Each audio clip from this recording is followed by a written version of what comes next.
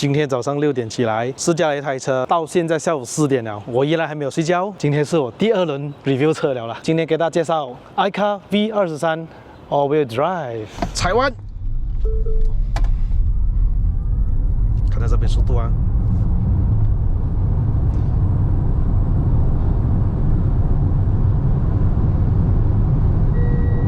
追一下 GR Yaris，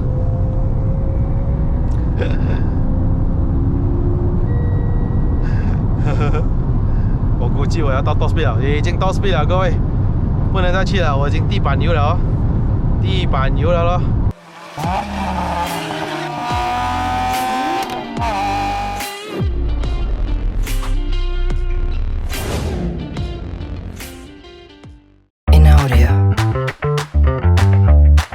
大家好，又是你的爱的人，不是一个测评，只是 POV。欢迎回到我的 POV 试驾系列啦。我感觉到我最近试驾的车很多都是高车哦 ，SUV 众多。之前在我这个频道也试驾了 iCar 的03呢，我对它印象特别的好，感觉特别的好。它现在推出了一个 V23，我很喜欢，我真的超爱的。方盒子的设计加圆形大灯，很明显呢，它就走一个复古越野风啦。再配它这个复古式的改装套件哦，还有这个颜色，我开出去的这个回头率真的是超高，不论是我停在哪里啊，那些人的眼睛就是哇哦。 哇，你看呢！如果你问我预算在150里面，想要买一台有个性的电动车，那我可以推荐 iCar。无论是03还有 V23，都非常的有个性哦。你看03的样子呢，就是一个非常四方的样子嘛，很多设计都是平平直直的嘛。可是 V23的样子就有点不一样啦，它比较像是复古式的越野车的设计。那原装呢，我都觉得很好看了，再配搭这个复古式的改装套件下去哦，整辆车的感觉就出来了，有没有？你看这个楼梯，水灾的话，我爬上去是不是很容易嘞？在上面避难一下也好，对吧？但是我好像不是不救人哦。如果你们看了这个视频，对 iCar 03或者是 V23非常感兴趣，想要购买的话，不妨可以联系我或者小蚊子啦，带你们去试车。事不宜迟，我们去看一下 V23，Let's go。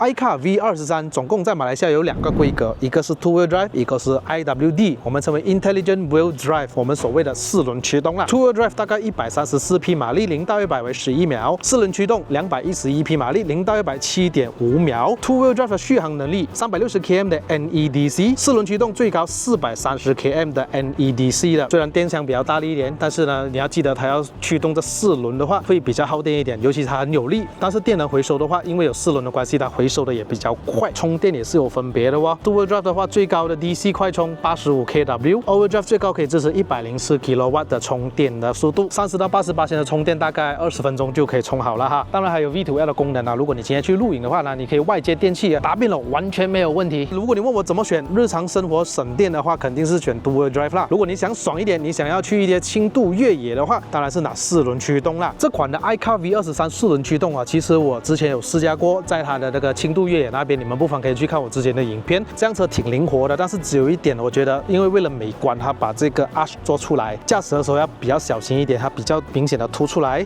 后面也是一样。所以你过弯的时候呢，你要通过这个 side mirror 来确认一下哦，不然刮花了就不好看了。所以这个也就是03不会有这个顾虑的，因为03比较四方。造型来讲呢，两者都有两者的味道，你们个人喜欢哪一个呢？欢迎评论在下面给我知道一下。你可能看了 V23，感觉上会比03更大辆，对吧？吧？但是以数据来说 ，V23 会比03高哈，它是1845mm，高了大约50个 mm 的高度，轴距也会比 iCar03长，高达2735mm，比03长了20mm 左右，但是比03短了大概200mm 左右，它长度大概4220mm 左右而已，宽度大概跟03差不多1915mm 的，但是乘坐空间来说呢，里面就差不多，只有它的后备箱有分别啦。首先打开这个车尾箱的话呢，它是通过这个电磁阀来打开的，这里按一下。我记得03这边是可以转一转来锁紧这一个门，所以你在越野的时候呢，就不会担心门给关掉了。这个也是 V23没有的。发现到这边有一些可以藏私房钱的地方，你看这边有一个这么深的洞，哇，放一叠钱没有问题哦。安全的三脚架。OK， 这边还有一些储物格。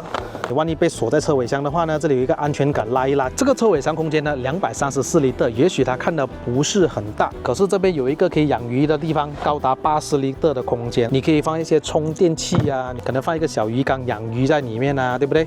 以前 Honda EG2门那个年代啊，是不是可以养鱼？我们称为叫动一干。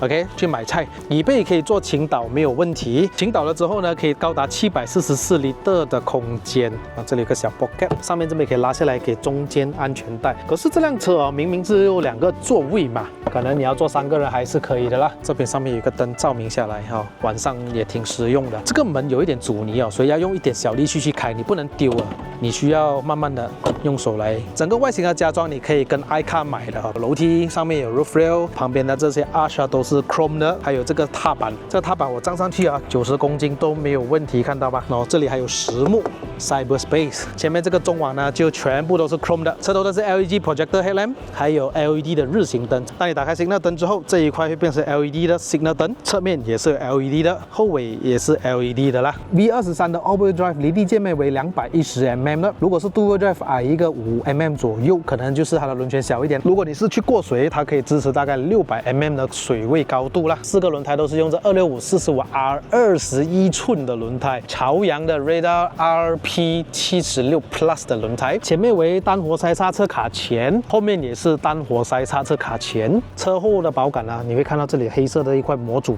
这个是一个 Radar sensor， 左右都有。下面这个就是 Parking sensor 了，我相信是啦。悬挂的设置，前麦花臣后多连杆的设置，所谓的引擎盖哦是不能打开的，这个是要 Service Center 才能打开的啦。左面这边可以打开，这个是加玻璃水，所谓的雨刷的水啦。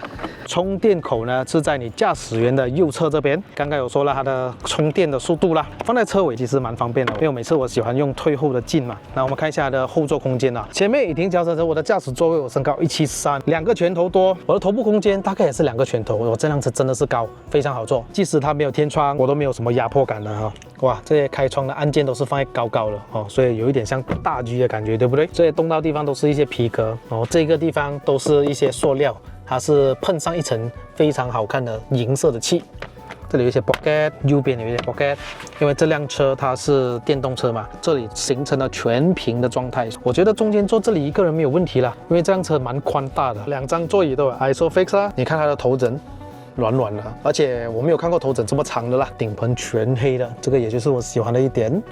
LED 的灯啊，开门很简单，这里右脚踏一踏下去就很方便了。我觉得上下车真的很舒服嘞。驾驶员的座位6项的电动调节，左驾驶也是有电动调节的呀，它的头枕也是软软的，非常舒服。虽然它有一点类似桶椅的设计啊，而坐起来这个椅子呢是很舒服的，防泡面也是挺软的。驾驶员的座位下边可以藏私房钱，左驾驶这边也是可以藏私房钱。你看它的窗户按键。有一键上下4个窗都有哦，质感还 OK， 对得起这个价位啦。旁边这边一些小 pocket， 风琴式踏板，所以这辆车上车也是一样，右脚踏踏板，然后右手拉一拉。原厂呢并没有给我钥匙，它只给我一张卡，这个卡就是 NFC 卡啦，你需要在车门这边扫一扫。然后它就可以解锁了嘛，再扫一扫，它就是锁门嘛。虽然它带在我的身上是非常方便，有时候我要打开车尾箱，我必须要来到侧门这边 scan 一下才能打开车尾箱，是有点不方便。但是呢，放在我的口袋里面是挺方便的。所以聪明的我就把它放在我的 MagSafe Pocket， 然后我只需要拿我的手机出来，这里扫一扫，它就可以解锁了。哇哦，我好聪明啊！虽然它的门是已经解锁了的，可是呢，你一上车肯定是要再扫一扫的嘛，卡在我这边嘛，我只要把我的手机放在这边，踩一下刹车， Yes, you are ready to go。我还是第一次看到，在侧面呢有2个出风口，中间这边有3个冷气出风口，左边那边有2个。方向盘呢只能调整上跟下，不能前后的，不是成问题啦。我的坐姿依然还是可以调整非常的好，因为它的 dashboard 很短，坐的角度大概是这样，我还可以看到一些引擎盖，当然还可以做得更低一些，但是我看不到这个引擎盖了，有一点不是很有信心了啦。但是驾了几天就没有什么问题了。这些都是皮革包覆，中间可能可以放一些 tissue box， 这里还可以做一些小改装，你可以买一些铁片啊，改装物品都可以的。可是呢，缺点就是这里有一些螺丝嘛，有时候就会反射在这个大镜呢，我就觉得这个大镜好像有点肮脏，虽然不是肮脏啦，是它的反射。这个换挡方式跟奔驰一样，怀档。这个应该我不需要多解释了。可是呢，你可以看到这边多了一个 logo 嘛，你要进入这个半自动驾驶模式的话呢，你要在驾驶中拨2下，它就可以进入这个跟车系统，所以它会自动的帮你摆上这个方向盘，还有跟车。这个跟车也跟得非常的顺，塞车也是很好用的。它拥有 stop and go 的 function， 所以这里按一下 P， 它就可以进入 parking mode。当然，这个电子手刹会自动的解放，还有自己合上的啦。雨刷也有自动的，闪一下高灯，推一下下去开高灯。侧面这边多了一个按钮，你按一下它就是扫水。哇，你看这个 wiper 多可爱，短短的，你按进去。它就是喷水啦，所有的灯的设置全部都通过这个主机来按。15.4寸的这个舱机，右侧这边肯定一直都是显示你的车辆，这是无法改变的。车的一些资讯都会在这边显示 ，Auto Hold 档位显示，然后这边如果你在驾驶当中踩油跟松开油门，电能回收它都会显示在这边。这个是你的电池剩下的%率啊，按一下它就会变成你的 range。所以这辆车走了5677公里。这个就是你的音量调整，按这一个地方，这个就是进入越野模式。你可以看到你的车的角度跟它的胎压侦测器都在这边显示啦。然后这个就是所有的 apps， 它的 apps 也不多。这辆车已经有自动的 dashcam，game mode 呢就要插 Type C 的哈，这个我就不知道可以玩什么 game 啦。这个360的 camera， 这360非常的清晰，这个我相信也不需要我多介绍啦。它会跟着你的方向盘的摆动，还有你的 signal， 所以有时候我在驾驶中我打 signal 的话呢，如果它超过20 km/h， 它就会打开我车侧的这个盲点。低于10 km/h 的时候呢，它就会开360的 camera 给我了。好，所以你这些都是它的设置啦。无线的 Apple CarPlay 还有 Android Auto。通常我的 Apple CarPlay 只是显示到这儿，我还是第一次看到3排的 team， 用起来是还可以的。这边下面有多了一个 Settings button，Body Control 这边一些 Auto Lock 的设置，锁车之后要不要有 Horn， 自动雨刷的敏感度，还有就是 Custom Button。这个 Custom Button 就是下面的这一粒哦，所以我把它设置在360的 camera， 因为我觉得其他的功能没有那么实用，所以呢，我就在这边按一下。You see that？ 360已经开了，再滑下来这边 ，OK， 可以控制你的驾驶员的坐姿或者你的副驾驶的坐姿。Driving Mode Settings 呢，就有一些驾驶模式了。更换驾驶模式呢，你也可以通过这里来换。它拥有 Eco、Comfort、Sport、Slippery、Off-Road、Individual。进到了这边可以 setting 一下啦 ，individual mode， 这些都是一些 brake hold 啦，还有这个陡坡缓降，你可以打开。那打开了之后呢，这边就会亮一个 logo 啦。ADAS 系统的选项不多，只有 Lane Departure Warning， 我就把它全部都关闭了。我个人不是很喜欢。自动头灯、关掉头灯或者打开雾灯都是从这边打开的，或者是你在主页面的时候，你上面拉下来。也是可以很容易，就是操控啦哈。这里有一系列的快捷键，所以陡坡缓降啦。Screen 的亮度啦，这个 Energy 这边我就通常会把它换去 Dynamic Range 比较准啦。你可以设置在你要充电到最高极限在哪里去。如果是每天都充电的话呢，你把它放在80%基本上就 OK 了的。Display 你可以拥有2个主题 ，Light Mode 还有 Dark Mode， 但是我放 Auto 啦，晚上它就会自动的换去黑色了。然后它的这个亮度呢，我就放 Auto， 它会自动的跟着你的这个情况来提高它的亮度。语言方面只有4个，没有中文。Volume 就这样子啦，可以设置这个，你打开门之后呢，那个音响就会变低一点。Equalizer 我自己调成这样，我觉得这个是最好了的。音响怎么调得好，我还是觉得 iCar 03会比较好一点点。如果你的车万一是不能动了，你要推车，你可以打开 Push Mode。Hello iCar， I'm here。Turn off aircon， 所以还有声控的。冷气的温度这边调，你可以快速的滑动来调整它的温度，或者是往下面拉上来，你就可以看到它的冷气的控制啦。你有 Eco Mode， 有 Auto。有 Max Cool， 然后座椅通风，这个3个按钮是我最喜欢的。晚上亮起灯的时候也是挺好看的。这个是调整它的风速，如果要关冷气的话，按下去。这个是调整温度，一键的按 Auto。这个就是调整音量了，一键按下去就会变成 Mute。Front and Rear Defrost， 这个就是 Hazard Light。Sorry, I don't understand. 这个是内循环啦，这个就是调整你的自动驾驶的时候用的东西。左右是调整它距离，右侧这边是调整音量，还有就是你的 next or reverse。由于这台车是没有排档杆嘛，所以中间这里很容易可以通过去左驾驶，而且这个置杯架你要把整个置杯架拆出来也行，倒垃圾。然后你当它是一个垃圾桶也好，当它是私房钱也好，而且如果你没有打算用置杯架的话，这个深度足以让你可以放一个手提袋，里面要 lock 一下。当它 lock 起来之后呢，你就拆不了了。这个时候你就可以慢慢的 adjust 你的置杯架。这辆车没有像iCar03有给无线充电，没关系，我里面有 Type C 的接口，而且这个接口是快充的，它有2个，一个 USB， 一个快充，还有一个投影。有一个 data record 啊，可以支持3公斤的重量。然后上面这边有一点类似像驾飞机一样，这个 auxiliary 1.2这个我就不知道在干什么的。还有一个挂钩，这个地方看了很帅，我很喜欢。这里按了打开后面的阅读灯，然后这个就是打开前面的灯。好，那基本上就是这样了。中间呢是没有任何的仪表的，但是早鸟优惠的话，那时候他有说送一个仪表。或者是你可以自己选购，或者是我看过这么小圆形的小小的时速表这样子，我觉得很可爱了，很多东西可以玩。所以有越野的 iCar logo 在这边，右边这里只有头灯高低调节。对，中间这边空着有什么好处呢？你看啊，16 Pro Max 啊，刚刚好准塞在这边。我不是在教坏你们什么东西啊，只是跟你说我可以放我手机在这边啊。好，那我们就出发，我们来试驾这一台 iCar V23 IWD Intelligent Wheel Drive。首先，它还是电车啦，所以我也不需要讲多啊，不用 cold start 啊，不用换挡啦哈，那个电门直接踩下去的扭力直接来啦，instant 到来一大堆，这些电车的人都懂啦。可是电车呢，差不多都一样啦。到底这辆 iCar V23有什么特点呢？好，那因为这辆车可能高度原因，加上它的设计都是以轻度越野主打，它把它的这个最高时速锁在了140 km/h， 你最高下斜坡什么的也只能走一个148 km/h， 这是我试到的啦。然后当然我觉得也是对啦，因为这辆车的设计原因它不像iCar03这样比较四方比较切线啊，然后风阻也比较小。然后这个因为它旁边侧面有那个 arch 啊 ，OK， 它是长得很好看，可是它会在你行驶高速的时候，它打乱那个风向，然后它就会乱，所以在140 km/h 的时候，你很明显听到，那个风声是很乱的那个声音，它不是顺着风去的。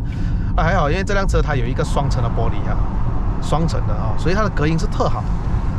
只是避免不到140 km/h 的时候，你会听到小小的风声开窗就真的很大了对吧 ？OK， 然后呢，它的加速呢肯定是iCar03快以数据来说，那个马力它0到100的数据都是完完全全胜了这个 V23。所以如果你真的是想要加速的，为了加速还有操控性的，我觉得你可以买这个03。如果你为了好看还有就是它的越野的程度会比较好的话，这样这个是iCar V23的一个角色所以我说的很明白操控呢就。这辆车可能是因为它的避震器行程为了比较长因为要越野嘛所以可能我在高速行驶还是高速弯它的过弯的时候，你都觉得它的这个避震器它好像不是让你拿来烧烤那用然后它的会有多余的这个跳动如果在高速的时候，你会看到很明显 feel 到那个屁股会这样嘛。OK， 我不懂你明白我的意思吗？会甩一下，这样好像支撑性不是很足，又好像很足这样。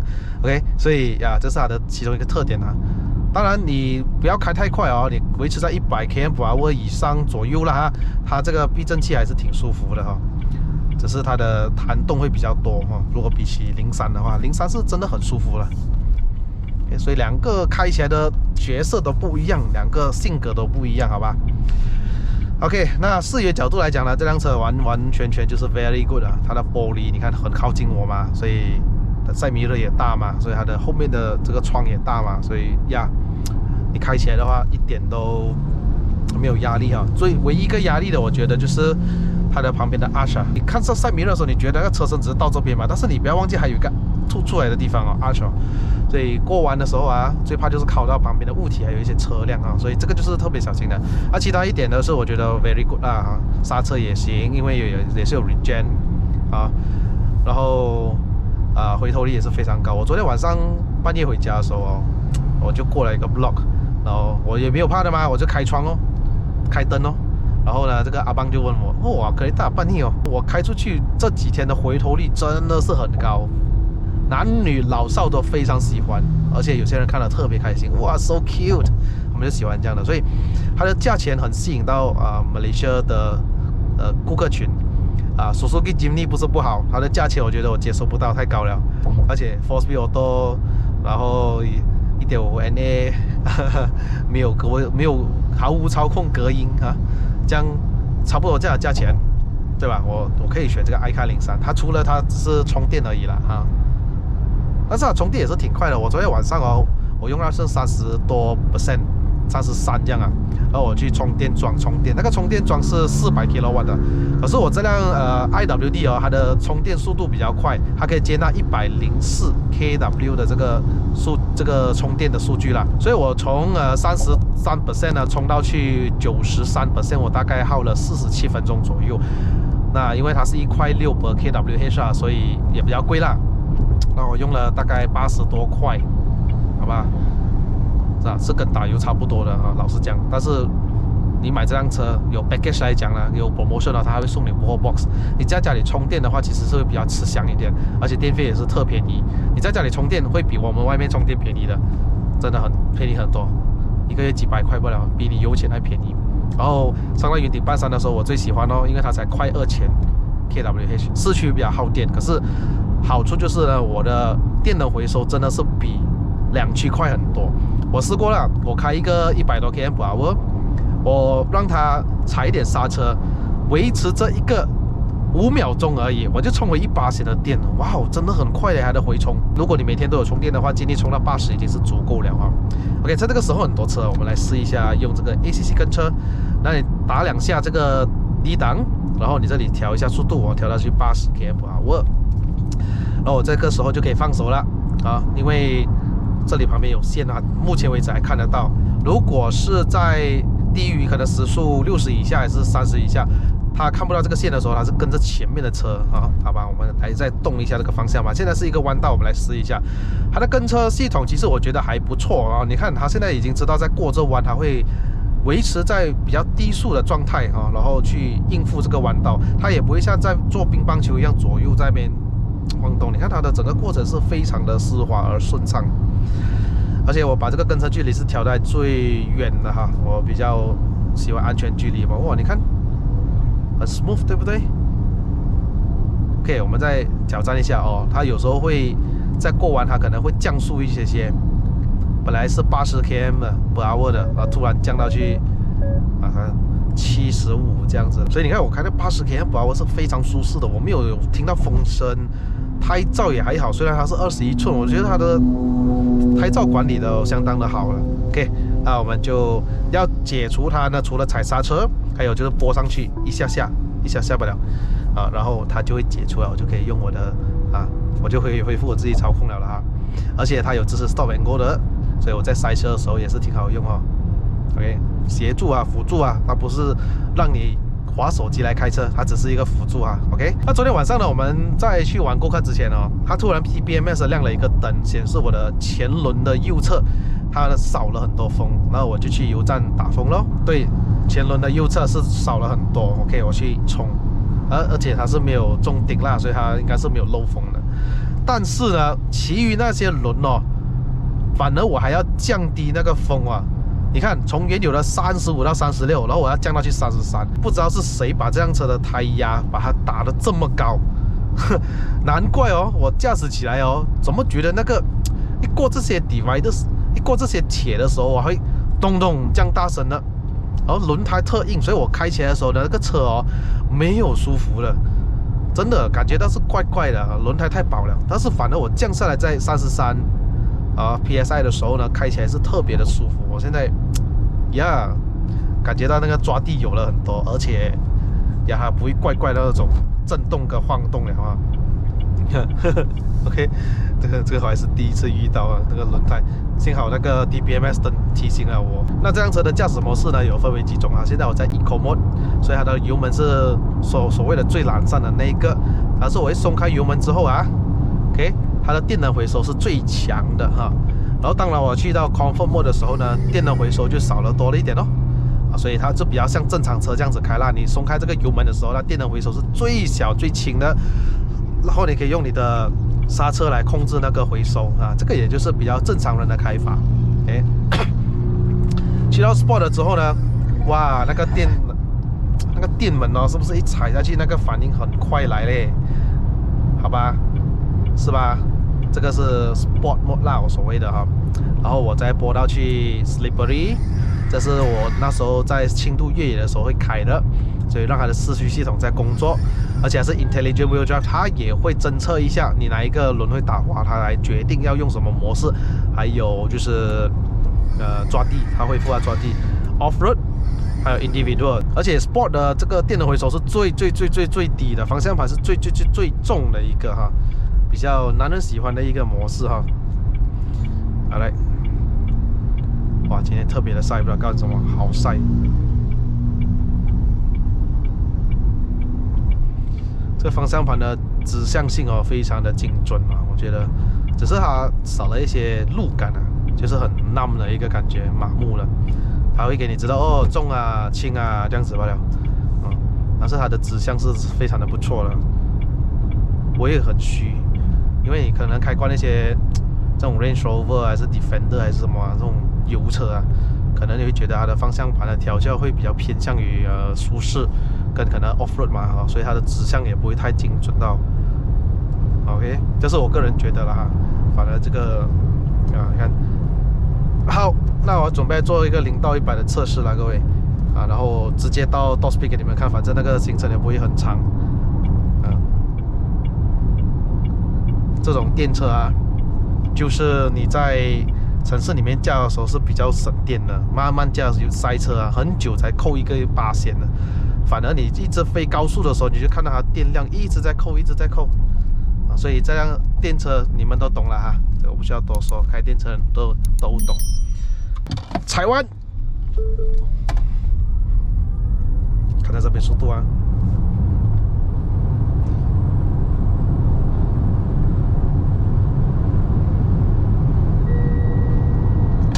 1到120 km， 把握它是不是会提醒你一下，这边亮一个红灯。OK， 再试看追一下 GR Yaris。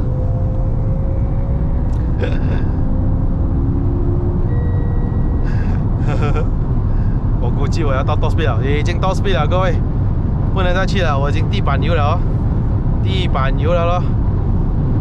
啊，听到那个风声大吗？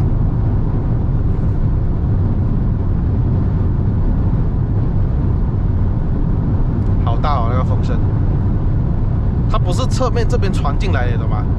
它是在下面，在那个阿强弄到那个风啊，在打乱这。我觉得03的操控啊会稍微的好。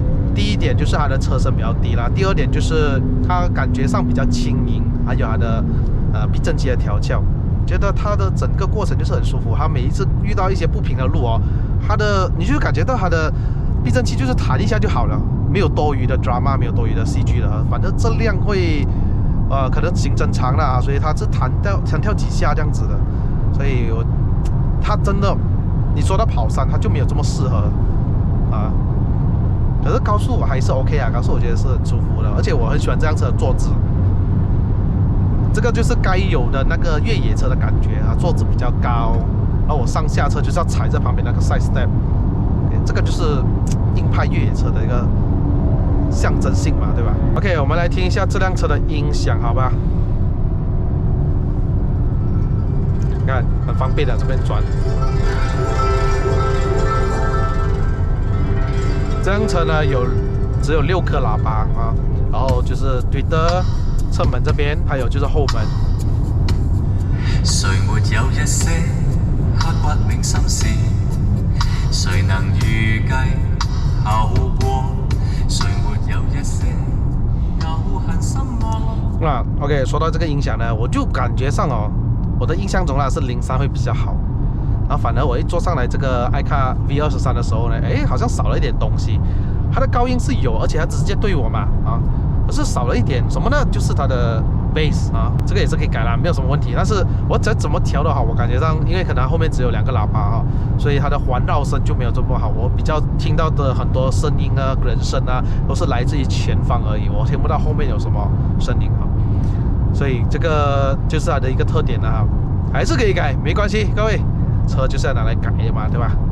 改一下音响咯，玩一下咯，对吧？爱卡我在中国也开过它的 V27啦，它是用这个叫增程式的，英文叫 REEV。我不知道以后会不会进来马来西亚，我看情况应该会，因为在马来西亚的话，油电混合的车还是比较好卖的，在这个时候，因为有些人觉得，因为他可能住 condo 啦，然后没有充电桩啦，对于他们说充电来说一个很麻烦的事情，而且外面充电比较贵嘛。然后增程式呢，它也是类似像 PHEV 这样，可是它是反而是倒反的，那个引擎是完全不会 rev， 不会上高转，你踩到完为止，它还是一个电车。那个引擎的责任就是负责来充电而已。挂到低档的时候呢，引擎就发动了的，声音不大，就那一点点。然后还记得给它充电。当然你要添油也是可以，你要充电也是可以，它给2个的选择。它根本就是一个 PHEV 的一个设置，可是它跟 PHEV 的不同就是 PHEV 你踩到完它还会让引擎来带动那个动力，可是增程式是完全不会啊，完全就是走电。你当它是一个电车 with 一个 generator 就对了。OK， 那这个弯呢，我维持在一个100 km 把握左右的感觉，就是你会感觉到这个侧倾来说会比03多一点，可是它还是 OK 的，抓地还不错的，因为这辆车4轮驱动，然后我加速的时候你完全都不会感觉到它会打滑啊什么的，主要是它4轮还是4轮啊，而且这个轮胎抓地性我觉得还可以的，不错一下。21寸啊，怎么说都很好抓，265的宽度啊，各位。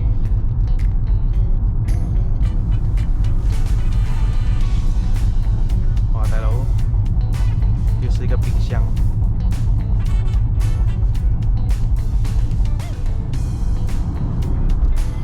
你看冰箱要烧烤呢，我都不明白。可以啦，你要会加咯，你要会加咯哈。然后乘客不会晕哦，因为这样子多顺便买的哦，各位，多顺便哦。好，可以，牛，真的牛。好，我们到这边的话，我们的老铁们都知道我下一集要干什么呢？就是会冲上云霄啦。如果你们想看我上云顶的试驾的话，可以直接到我下一个影片。那好了。的 iCar V23呢，固然是一个非常有个性的车哦，所以吸引到很多一些想要买 Jimny， 可是又不敢下手的人哦，又想要电动车，又不想要就是毫无操控、毫无动力啊、毫无这个隔音的车啊 ，iCar V23就是这个选择，而且价钱真的是便宜，有个性啊。希望它以后会做一个 REEV 咯，更加的让人家接受度比较高了啊。哇，晒到我看不到路啊！ Alright， 那 V23 Born to Play 真的是非常好玩啊！它只是生成来给你去玩的，哪怕你去越野啊、打 pickleball 啦、打羽球啦，它就是一个很生活化的一台车啊！应该是说很生活化的电动车。OK， 充电快，电池耐，然后动力也给到你，对吧？现在我在山脚72%，那等下我们看一下邵雨底是多少了。好了，各位喜欢这个影片的话，记得按赞、订阅、分享，还有打开小铃铛。我们下一集的影片再见，Goodbye。